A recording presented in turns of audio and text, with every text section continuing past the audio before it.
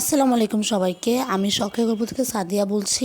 আজকে আমি দেখাবো তাল আর চাউলের গুঁড়া দিয়ে কি করে রুটি বানিয়ে নিতে হয়। রুটিগুলো বানানোর জন্য আমরা প্রথমে একটি পাতিলে দিয়ে দিব পরিমাণ মতো দুধ, তারপর দিয়ে দিব গুড়। আপনারা চাইলে এখানে চিনিও ব্যবহার করতে পারেন। তারপর দিয়ে দিব অল্প পরিমাণের লবণ। এখন আমরা এটিকে ভালো করে মিশিয়ে নিব। মেশানো হয়ে গেলে দিয়ে দিব তালের পিউরি।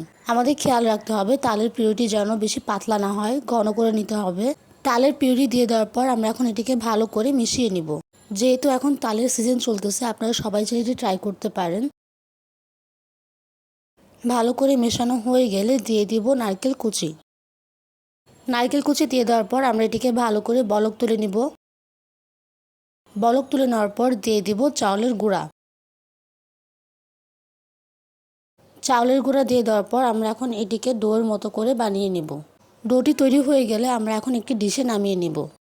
ডিশে নামিয়ে নেওয়ার পর আমরা দিয়ে দেবো 3 থেকে 4টি কলা। কলাটি দিয়ে দেওয়ার পর আমরা ডোটি ভালো করে ময়ান করে নিব। আমাদের খেয়াল রাখতে হবে ডোটি যেন ভালো করে ময়ান করা হয়।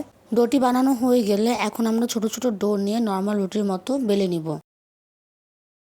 তো আমার সবগুলো রুটি বানানো হয়ে গিয়েছে। আপনারা দেখতেই পাচ্ছেন রুটির পুরুত্ব কতটুকু হতে হবে।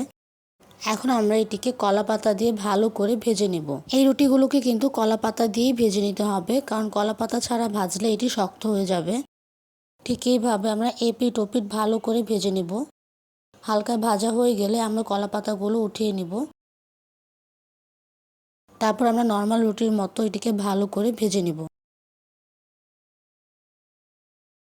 ঠিক এইভাবে করে আমরা সবগুলো রুটি এক এক করে ভেজে নিব।